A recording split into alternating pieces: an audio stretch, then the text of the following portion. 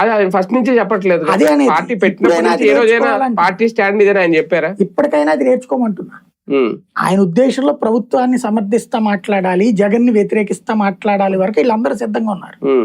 కానీ అదే డిబేట్ లో వీళ్ళకి ఎట్లా ఉండాలంటే టీడీపీ డిబేట్ లాగా ఉండాలి. లైక్ ఆంధ్రజ్యోతి, ఏవైనా ఆంధ్రజ్యోతి గానీ, ఈటీవీలో గానీ, టీవీ5 లో గానీ, మహా టీవీలో గానీ కూర్చున్నారనుకోండి, దాంట్లో పార్టీ తెలుగుదేశం నాయకుడు, జనసేన నాయకుడు, బీజేపీ విశ్లేషకుడు,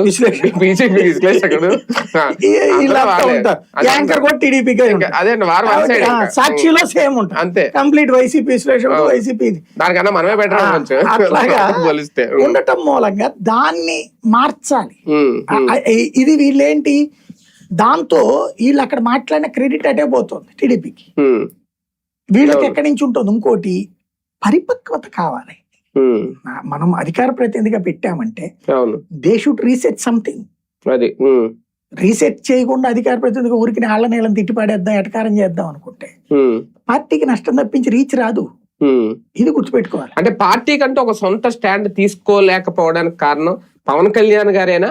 ఆ స్థాయి సలహాదారులు పార్టీకి లేకపోవడం ఒక లోపమా? అంటే యాటిట్యూడ్ ఆఫ్ ద లీడర్ అండి. ఇప్పుడు నేనే ఉన్నా, నేను ఇస్తా సలహా కావాలంటే దాంట్లో, బట్ ఆయన ఎలా చేయగలడా నన్ను?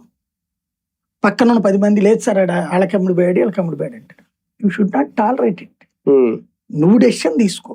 నీ సానుభూతి పరుడు కూడా కాదు, నీకు కావాల్సింది ఏంటంటే ఈ వ్యవహారాల గురించి తెలిసినోడు కావాలి నీకు. You should believe him. కానీ వీళ్ళతో నేను చెప్పాను కదా, సినిమా వాళ్ళు తొందరగా నమ్మరు ఎవరిని.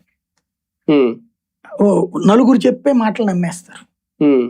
అది పెద్ద ప్రమాదం. అంటే కూటమిలో ఉన్నారు కాబట్టి, అధికారంలో ఉన్నారు కాబట్టి ఇలాగే ఉండాలి అనే లీడర్